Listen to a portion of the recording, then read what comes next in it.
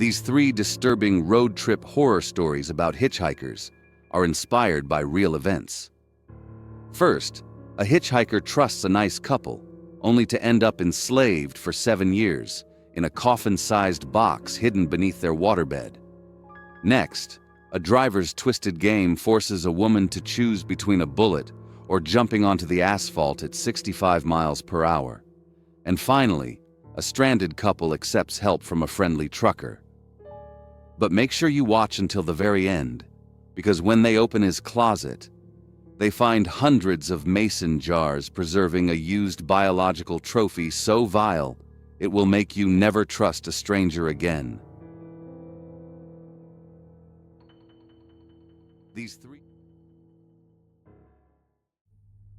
When Cynthia accepted a ride from Richard and Deborah on State Route 99 in 1975 while heading north toward Oregon, she felt safe because there was another woman in the car. But 15 minutes later, Richard pulled a knife, Deborah locked a soundproof wooden box over Cynthia's head, and they drove 3 more hours to their mobile home while passing police twice, beginning a 7-year captivity where Cynthia lived 23 hours a day in a 2x2 by 3-foot box hidden under their waterbed, so psychologically broken that she was eventually allowed to visit her own family, but always returned because she believed the company would kill them if she ran. It was May of 1975, and if you know the Central Valley of California, you know that heat. It's a heavy, dry heat that bakes the color right out of the grass. Cynthia was standing on the shoulder of that highway near Modesto, dust on her shoes, sweat on her neck. She was 20 years old. She was just a kid looking to get north for a birthday party. Hitchhiking was different back then. It was common, but you still had to be smart. You had to have a code. You look for the safe bet, you look for the family car, and that's why she got in. A blue sedan pulled over and she saw the couple inside. Richard was driving, sure, but Deborah was right there in the passenger seat. In the language of the road, seeing a woman means safety. It means you aren't getting into a car with a predator. You're getting a ride from a couple probably heading home from lunch. That single detail, Deborah's presence, was the lure. It was the thing that made Cynthia open that back door and toss her bag inside. She settled into the back seat. The air conditioning was blowing. They made small talk. Richard asked where she was headed. Deborah smiled and talked about their anniversary trip. It was boring. It was normal. It was exactly the kind of ride you pray for when you're stuck on the side of the road. 15 minutes. That is all it took for the world to end. Richard didn't scream. He didn't swerve the car. He just reached down between the seats, casual as you please, and brought up a buck knife. He held it up so the steel caught the sunlight coming through the windshield. "Don't make a sound," he said. His voice wasn't angry. It was flat. Just a statement of fact. Cynthia froze. That's what happens when reality snaps. You try to make the math work in your head. But while she was staring at the knife, Deborah moved. And she didn't move like a scared passenger. She moved like a pro. She spun around in that front seat, and she was holding something that had no business being in a car. It was a wooden box, custom built, painted dark. Before Cynthia could get her hands up, Deborah shoved that box right over her head. It was a tight fit. The wood scraped her ears. It smelled like raw sawdust and stale air. Deborah pushed down hard, jamming the box against Cynthia's shoulders, forcing her head down toward her lap. Then came the sound. Click, a padlock. Snapped shut right around her neck. Just like that, the highway was gone. The sunlight was gone. Cynthia's universe was now 6 inches of pitch black. The silence in there was unnatural. This wasn't just a box. It was soundproofed. It was light-proof. She could hear her own breath coming in short, ragged gasps, echoing off the plywood. She was blind, she was muffled, and she was trapped. The car picked up speed. She could feel the engine working harder, a steady whine coming through the floorboards. They drove for 3 hours. You have to imagine that. 3 hours sitting bent over in the back seat, a wooden box locked on your head. Every time the car hit a bump, the wood slammed into her jaw. Every time they took a sharp turn, her neck wrenched sideways. Her body started to cramp. Her mind started to race. She was listening to everything, trying to figure out if she was going to die in 5 minutes or 5 hours. And here is the kicker, the part that makes you sick. They passed help. Twice. At one point, the car slowed down. Cynthia could feel the rumble of the engine drop to an idle. Through the thick wood and the soundproofing, she heard a noise that shouldn't have been there. A siren, distant, warped but unmistakable. Then muffled voices. It was the police. Richard and Deborah had been pulled over, or maybe stopped at a checkpoint. Cynthia's heart hammered against her ribs. This was it, the miracle. A cop was standing maybe 3 feet away from her window. All she had to do was kick the door, scream, slam her head against the glass. But she didn't. Fear is a heavy chain. She thought about the knife in Richard's hand. She thought about how fast Deborah had moved. She thought, if I make a sound, and that cop isn't fast enough, Richard cuts my throat right here. So she sat there, frozen, invisible. She heard the cop say something muffled, maybe, "Have a nice day." The door slammed, the tires crunched on gravel, and help drove away. When they finally got to the mobile home, the ride ended, but the nightmare was just getting started. They dragged her inside. They took the head box off, but only so they could put her in something worse. They took her to a back bedroom. There was a water bed in the middle of the floor. Richard pointed underneath it. There was another box. This one was built like a coffin, 2 feet wide, 2 feet deep, 3 feet long. "Get in," he said. She had to crawl in. She had to pull her knees up to her chest and tuck her head down, folding herself into a ball. The lid came down. It was heavy. Darkness again. She stayed in that box for 7 years. Let that sink in. 7 years. That's 1975 to 1982. That is a lifetime. She spent up to 23 hours a day in that space. Her muscles wasted away. Her skin turned the color of paper because she never saw the sun. The only time she came out was when they wanted to hurt her. And they did hurt her. Badly. But the physical torture, the cramped limbs, that wasn't what kept her there. Wood can be broken. Locks can be picked. If you want to keep someone forever, you have to break their mind. Richard was a manipulator.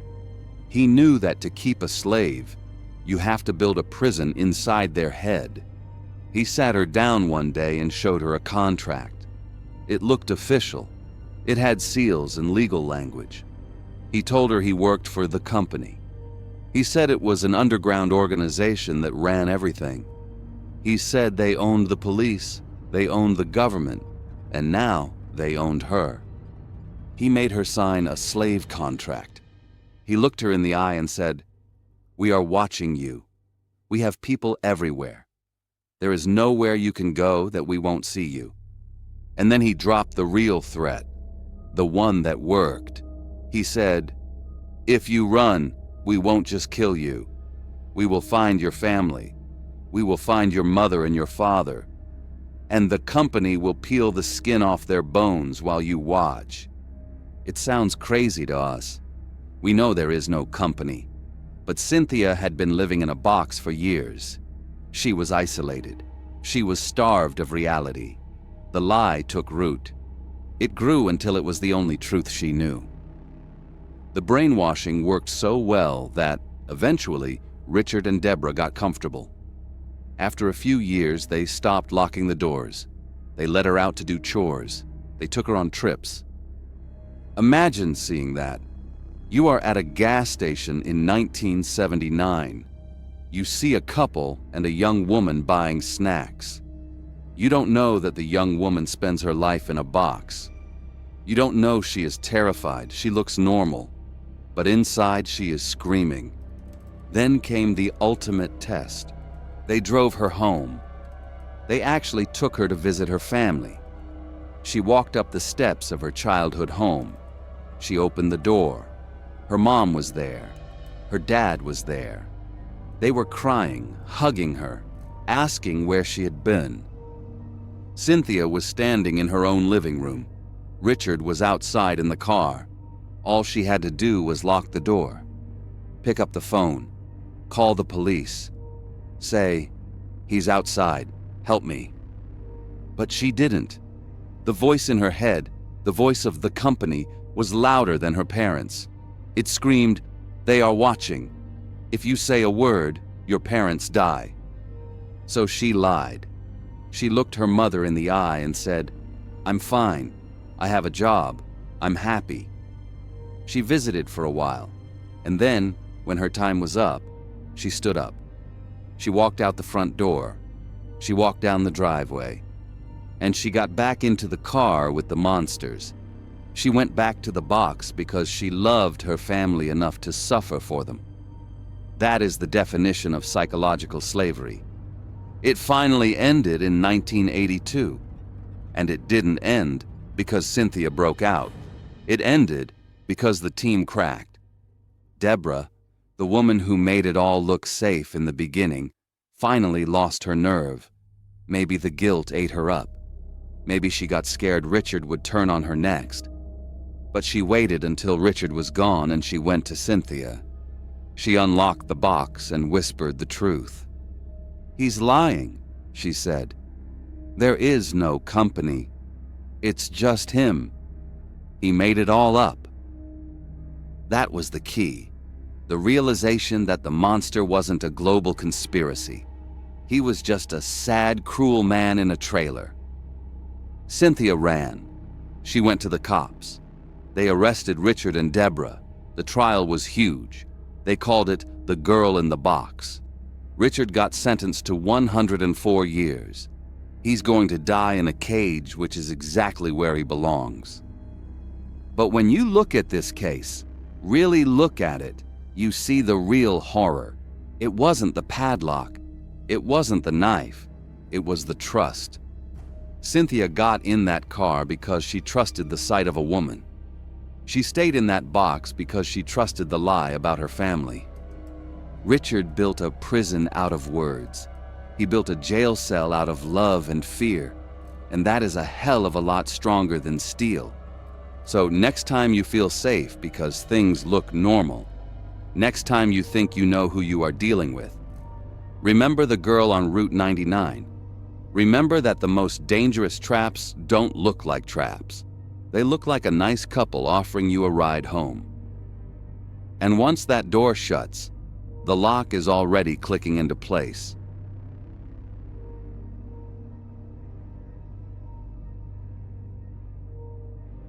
When the charming driver Landon suggested playing 2 lies and 1 truth and said, "I'm going to make you jump out of this car," Piper laughed until he pulled a gun at 65 miles per hour, made her jump twice, and left a Polaroid photo next to her on the road. That laughter feels like a different life now. Before the game, before the gravel, the night was just a problem to be solved. Midnight on US Route 93 isn't just dark. It is a suffocating, ancient blackness that swallows the headlights. This highway is known as the Great Basin Highway, a lonely 2-lane vein cutting through hundreds of miles of empty desert where cell service goes to die. Piper had been walking for 3 hours, her boots crunching rhythmically on the shoulder. A lonely, repetitive sound that seemed to be the only thing alive in the vast emptiness. When the twin beams of headlights finally cut through the gloom behind her, sweeping across the sagebrush like prison searchlights, she didn't hesitate. She swung her heavy pack off her aching shoulder, stuck out her thumb, and waited in the cone of light. The truck slowed with the low, guttural rumble of a well-maintained engine. It was an old Ford, meticulously clean, the paint gleaming even in the dust of the high desert. The driver looked like he had stepped off a magazine cover for working men. He was about 35, with a sharp jawline and a smile that seemed to instantly push back the cold darkness of Route 93. He leaned across the pristine bench seat and pushed the passenger door open. His name was Landon. The first 20 minutes were perfectly, disarmingly normal. They were boring in the best possible way. They talked about the dry heat, how the stretch between Ely and Wells seemed to last forever, and the ridiculous price of gas. It was the kind of easy small talk that lowers your guard until it is flat on the floor. Piper felt her muscles relax for the first time in hours. She thought she had scored a decent ride, a quiet guy who was just as tired as she was. The cab was warm. She listened to the steady, low drone of the engine, the soft hiss of the air vents, and the constant rhythmic thrum, thrum, thrum of the tires on the asphalt. It was the familiar hypnotic sound of safe travel. Then the shift happened. It wasn't a sudden scream. It was subtle. Landon turned his head, his smile still perfectly in place, and suggested a game. "Let's play 2 lies and 1 truth," he said. Piper laughed. It was a strange suggestion at 1:30 in the morning, a little juvenile, but she figured he was just bored and trying to stay awake on the long straightaway. She agreed, playing her turn quickly with innocent facts about her life. Then it was his turn. The air in the cab seemed to change, becoming heavier, charged with static. Landon took one hand off the wheel and held up 3 fingers. He spoke each line slowly, his voice dropping slightly on every word. "I love long drives." He folded 1 finger down.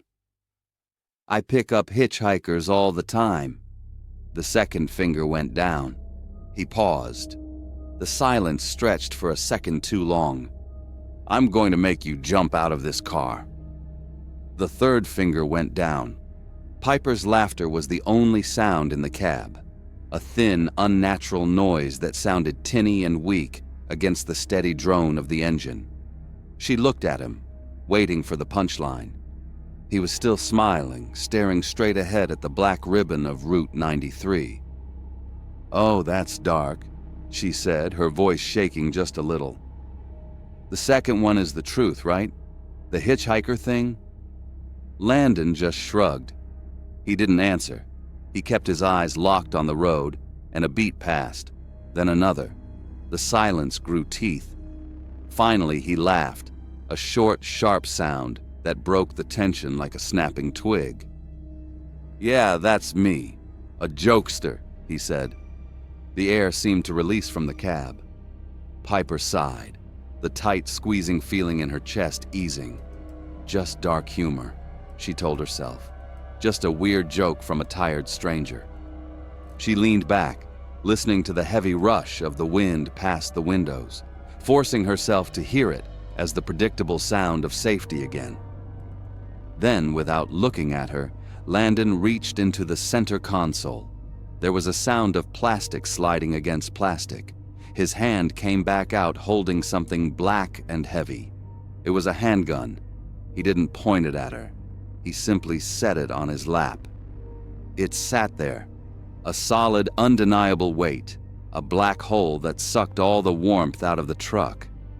The smile was still on his face, but it was fixed now, rigid and lifeless, like a piece of plastic molded into a happy expression. "It wasn't the hitchhiker one, Piper," he said. His voice was no longer warm. It was even, measured, and unnervingly soft. The truth was the jump. They were doing 65 miles an hour. The highway had narrowed here, and the shoulders were just loose gravel dropping off into the pitch-black scrubland. Piper realized with a jolt of nausea that the game had never been a game. It was a script he was following. Her breath caught in her throat, a hard lump that wouldn't go down. She tried to swallow, but her tongue felt thick and dry, like sandpaper. She could smell it now. the faint, coppery tang of pure fear flooding her mouth. She started pleading. Her voice was high and desperate, sounding unrecognizable to her own ears. She begged him to stop. She tried to be rational, bargaining with a man who had clearly left rationality behind miles ago. She told him she wouldn't call the police. She told him she would get out and walk. She promised she would forget she ever saw his face. Landon didn't react. He just kept his eyes on the road, maintaining that terrible synthetic smile. 5 minutes crawled by. It was a paralyzing silence, broken only by her own ragged, gasping breathing and the steady, indifferent engine. 5 minutes of watching the mile markers blur by in a gray smear. 5 minutes of staring at the gun on his lap. A black period at the end of a very long, terrifying sentence. Landon finally spoke again. His voice sounded like dry leaves skittering on pavement. "Listen to the wind, Piper. It's time to choose. You can open the door and jump now, or I can slow down, drag you out, and make it worse." He had given her a forced choice, a specific type of psychological torture that stripped away all her power. He wasn't pushing her. He was making her do it to herself. Her heart pounded against her ribs, a fast, frantic drum that she felt in her throat. Jump at 65. The question hammered in her skull. She didn't know how she made the decision. Maybe it was the nausea rising in her throat, the metallic taste of panic becoming unbearable. With a sudden explosive surge of adrenaline, Piper grabbed the door handle. She pulled. The wind screamed. It immediately filled the cab with a violent, deafening roar that drowned out her own thoughts. The door flew open, catching the rush of the desert air, and it hit her face like a physical slap. She heard the seatbelt tear across the fabric of her shirt before she ripped it free. A terrible, straining sound of friction. She pushed off the seat, and then she was gone. The first jump was a blur of grinding gravel and sharp, blinding pain. She hit the ground, and the world became a frantic series of impacts. Sky, ground, a terrifying, tumbling mess. She felt the searing heat spread across her arms and legs as the volcanic rock of the shoulder stripped her skin away. She heard the wet snap of her ribs cracking. Then she rolled to a stop in the ditch. Her world went gray. She lay there, gasping, her lungs seizing from the impact, staring up at the uncaring stars of the Nevada sky. The pain was absolute, a white-hot fire consuming her side. And then she heard tires skidding on gravel. The truck had stopped. Landon got out. He walked back to where she lay, his boots crunching on the stones. He stood over her, silhouetted against the dark sky. He bent down, and his face entered her blurred field of vision. He was smiling. It wasn't a cruel smile or an angry one. It was the same charming magazine cover smile he had worn when he picked her up. He looked at her broken body, at the blood soaking her shirt, and he shook his head with a light chuckle. "Man," he said, his voice bright and joking, "I didn't think you would actually do it." Piper couldn't speak. She could only wheeze, staring up at him in confusion.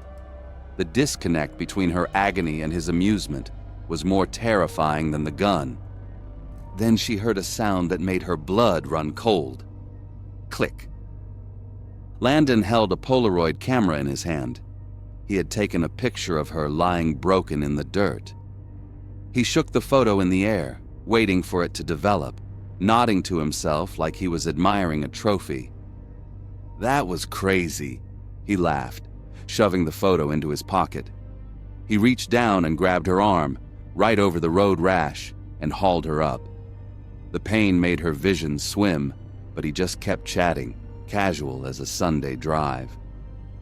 Okay, let's get you back in the car. We'll get you where you need to be." He practically dragged her back to the passenger door. She was too broken to fight, too shocked by his casual tone to scream. He He shoved her back onto the bench seat. He buckled her in, patting the buckle like he was securing a child. He got in the driver's side, still chuckling to himself, and pulled back onto the road. He drove for 10 more minutes down Route 93. Piper sat there, bleeding, her mind fracturing. She wasn't safe. She was trapped with a man whose reality didn't match hers. Then he spoke again. "One more time," he whispered. His voice was too close, too intimate. "I need the second picture." Piper tried to move. She commanded her legs to lift, her hand to reach for the handle, but her body had shut down. She was too messed up, too broken to obey him. She just slumped against the window, sobbing quietly. Landon sighed, sounding disappointed like an impatient parent. "Come on, Piper," he muttered. The truck was still moving, the tires humming against the asphalt. Landon kept his left hand on the wheel, struggling to keep the truck straight as he leaned his entire body over the center console. His elbow dug into her ribs. He grunted with effort, reaching across her lap. He grabbed the door handle and yanked it. The wind roared back into the cab, louder this time. "Go," he grunted. She couldn't. She stared at him, paralyzed. Landon, still steering with one hand, shoved her hard.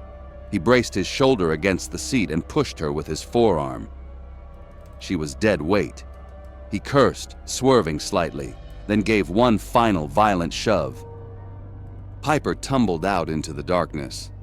She didn't even scream this time. She just hit. The impact was duller, her body already numb from the trauma. She rolled into the gravel, the stones tearing at what little skin she had left. Down the road she saw the brake lights flare red. The truck skidded to a halt. Landon's door opened. He didn't walk this time, he ran. He came jogging back down the center of Route 93, the camera already in his hand. He found her lying in the dirt, barely conscious. Click. He stood there for a moment, breathing hard from the exertion, watching the photo slide out. He waited for the image to appear in the moonlight, a twisted shape in the dirt. He nodded, satisfied. He had his set. He dropped the warm, damp photograph onto her chest. "Thanks for playing," he whispered. He turned around, jogged back to the truck, and drove away.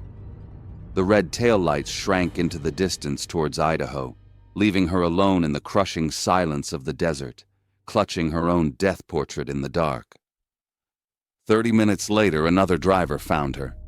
She was barely breathing, a crushed woman on the side of the road. Piper was treated for multiple injuries: road rash, broken ribs, a dislocated shoulder, but the fractures in her mind were the worst. She lay in the hospital bed, staring at the ceiling, trying to understand. What kind of person watches you shatter your bones, laughs about it, drags you back in, and then shoves you out again just to complete a collection? You can escape the man, you can heal the ribs, but you never escape the smile. Think about all the kind faces you pass every single day on highways just like Route 93. The ones who hold doors open, the ones who pull over to offer help. How many of them are playing a game you don't even know you've joined? How many of them are just waiting for the right moment to see if you'll jump?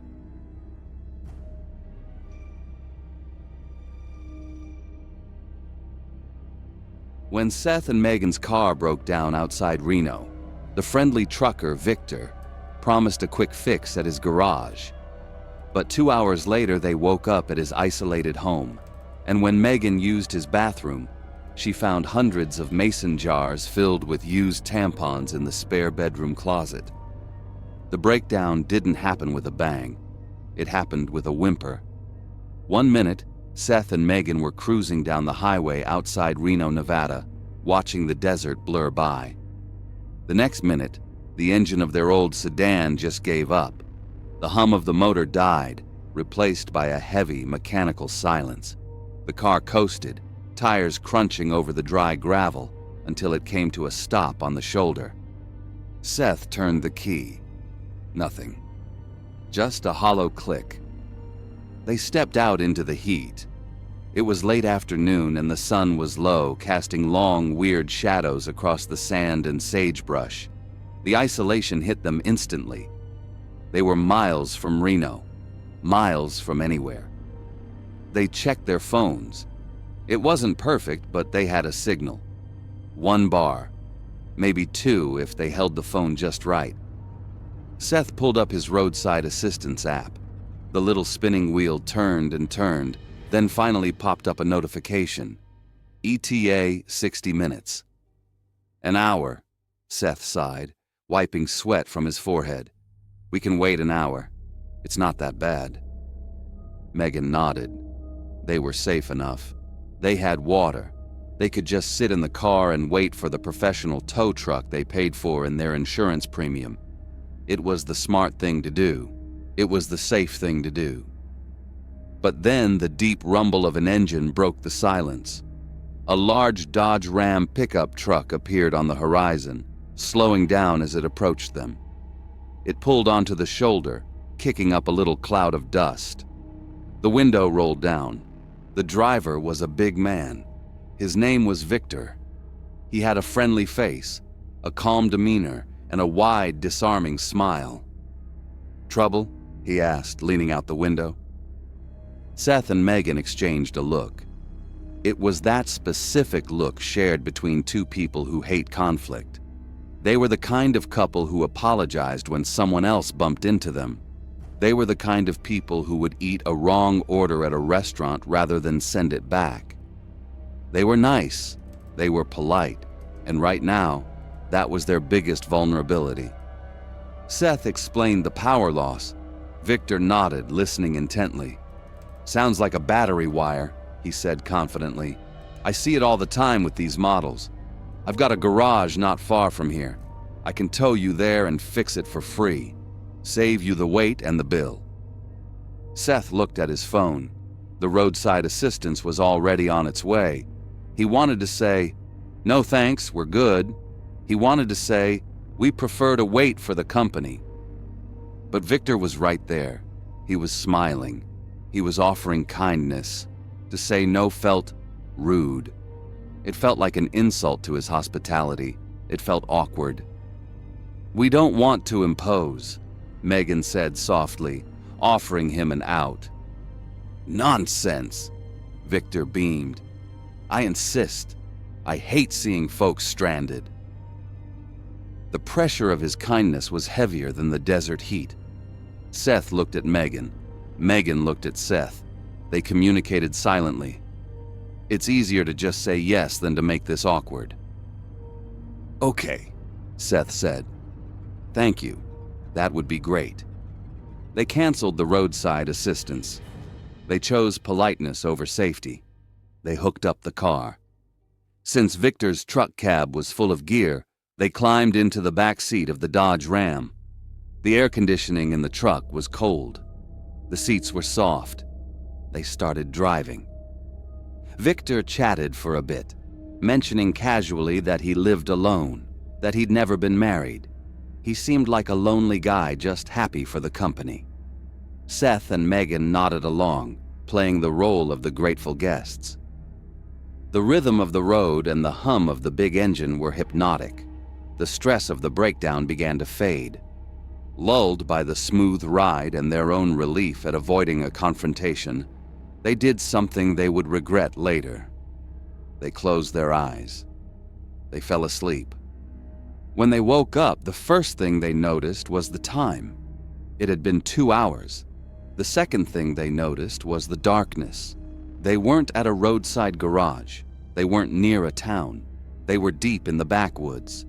The desert scrub had been replaced by tall, dense trees that blocked out the moon. The truck was parked in a clearing at the end of a long dirt road. Victor turned off the engine. The silence of the woods rushed in. It was a heavy, cold silence. "Sorry about the drive," Victor said, his voice loud in the quiet cab. "I like to be out of the way." but I've got everything we need." Seth and Megan stepped out. The air smelled of pine and damp earth. A small panic flared in Seth's chest. This was definitely not nearby, but he pushed it down. He didn't want to seem ungrateful. There was a house, a small 2-story building that looked dark and quiet. Next to it was a large outbuilding. Victor unlocked the outbuilding and flipped a switch. Floodlights buzzed to life. To be fair, he hadn't lied. It was a garage. It was clean, organized, and professional. There were red tool chests lined up against the wall. There was a lift. The floor was swept clean of oil or dust. It looked legitimate. This detail soothed their nerves. If he was dangerous, would he have such a tidy workspace? "I'll get to work on that wire," Victor said. "Why don't you two go inside and warm up? I'll be done in a jiffy." He led them to the house. He unlocked the front door and invited them in. The house was like the garage. It was a bachelor's home. Neat, orderly. There were no pictures on the walls, no clutter on the tables. It felt sterile, like a hotel room that hadn't been rented in a while. Victor offered them water, apologized for the lack of coffee, and then went back out to the garage to work on their car. Seth and Megan were left alone in the living room. They stood there for a moment, listening to the silence of the house, before finally sinking onto the stiff, clean sofa. The tension in their shoulders dropped a few inches. It was warm in here. It was safe. "We probably should have just waited for the tow truck," Seth whispered, rubbing his face with his hands. "This is a lot. We're in the middle of nowhere." Megan nudged him gently.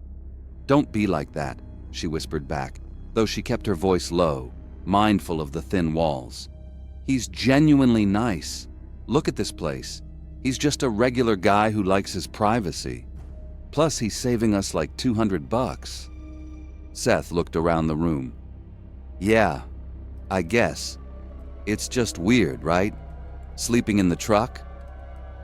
"We were tired," Megan rationalized. "And honestly, it's better than sitting on the side of the highway in the dark. He'll fix the wire. We'll give him some cash for his trouble, even if he says no, and we'll be on our way in 20 minutes. They sat there for a few minutes, convincing themselves. They rebuilt their sense of safety with hushed words. They turned the weirdness of the situation into a quirky travel story they would tell their friends later. "Remember that time we got towed by the lumberjack in the woods?" They actually laughed, a quiet, nervous little chuckle. They relaxed. The house felt normal. The threat felt distant. "I need to use the restroom," Megan said, standing up and brushing off her jeans. "Then let's go check on the car." She walked down the hallway. It was dark, lit only by the light spilling from the living room. She found the bathroom. It was clean, normal. She washed her hands and looked in the mirror, feeling foolish for being scared earlier. She opened the bathroom door to leave. Across the hall, there was another door. It was slightly ajar. It was a spare bedroom. The light from the hallway cut a slice across the floor. The room was empty. No bed, no dresser, just bare walls and a closet door on the far side. Curiosity is a dangerous thing, but sometimes it's the only thing that saves you. The house was so empty, so devoid of personality, that the open door felt like a question mark. Megan felt a pull to see what was in the closet. She stepped into the room. The floorboards didn't creak. The house held its breath. She reached for the closet knob. She expected to see old coats, maybe some boxes of junk. She turned the knob and pulled the door open. The light from the hall hit the shelves. Megan froze. Her breath caught in her throat. The closet was packed, floor to ceiling. The shelves were lined with glass mason jars.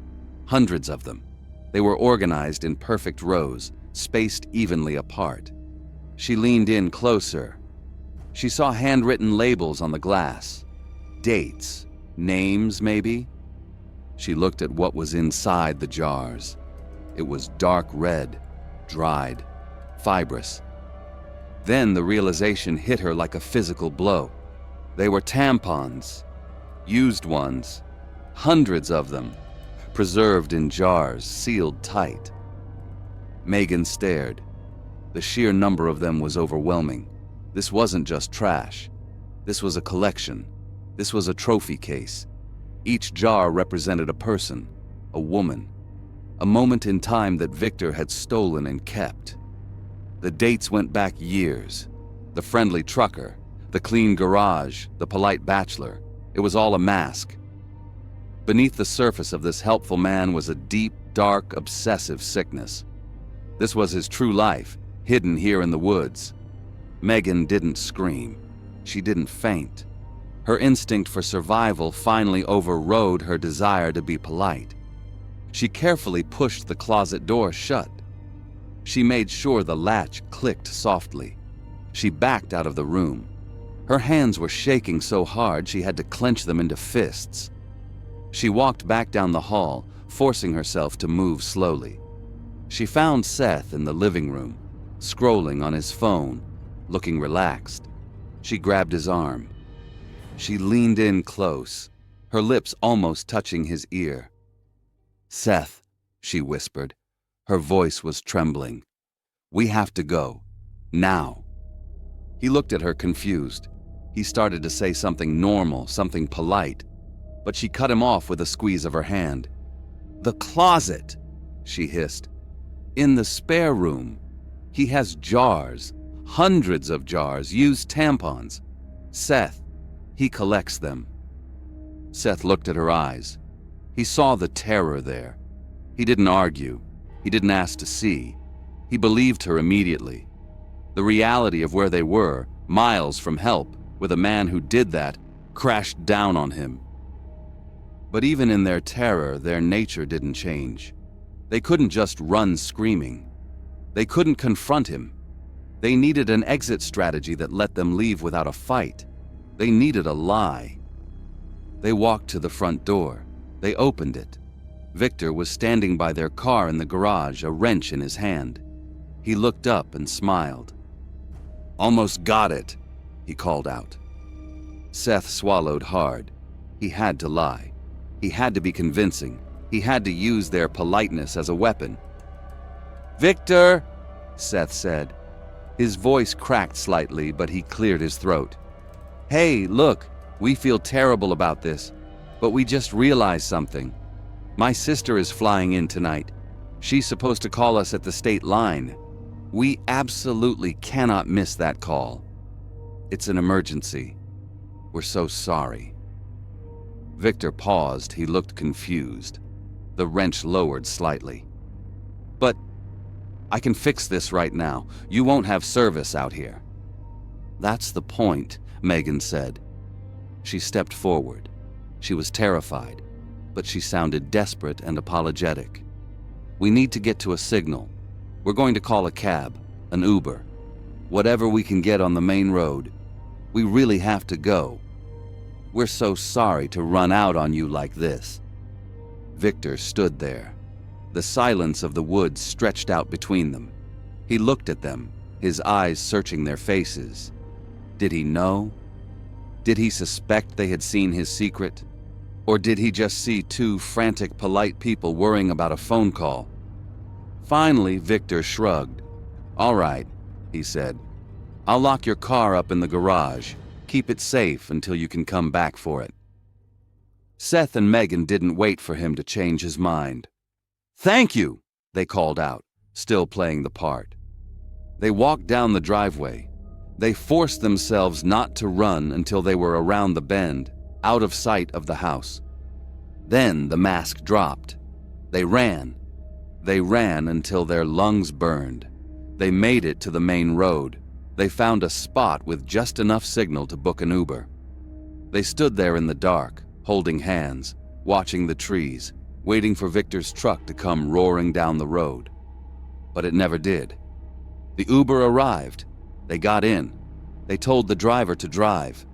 They didn't stop at the nearest police station. They didn't call the sheriff. They were in shock, and deep down, they just wanted to avoid any more conflict. They had the Uber drive them all the way to the next state, to their original destination. They never went back for the car. The car was old. It was nearly dead anyway. Seth and Megan were fortunate. They had enough money to buy another used car. They decided that the sedan was the price of their lives. It wasn't worth the risk of returning to that property. It wasn't worth the questions. It wasn't worth seeing Victor again. They escaped, but the safety of their new life hasn't stopped the questions. It's the math that keeps Seth and Megan awake at night. Victor lived alone. He made a point to tell them he had no wife, no girlfriend, no daughters.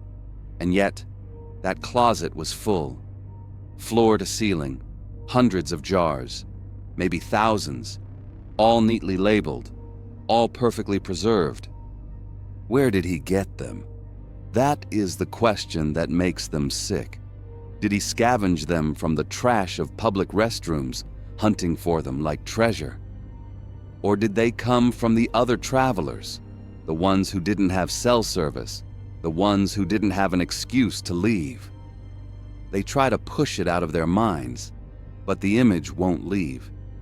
The image of a friendly, helpful mechanic sitting alone in that silent, spotless house in the middle of the woods, surrounded by walls of biological trophies. Just sitting there in the dark, admiring his work, and waiting for the next breakdown to add another jar to the shelf.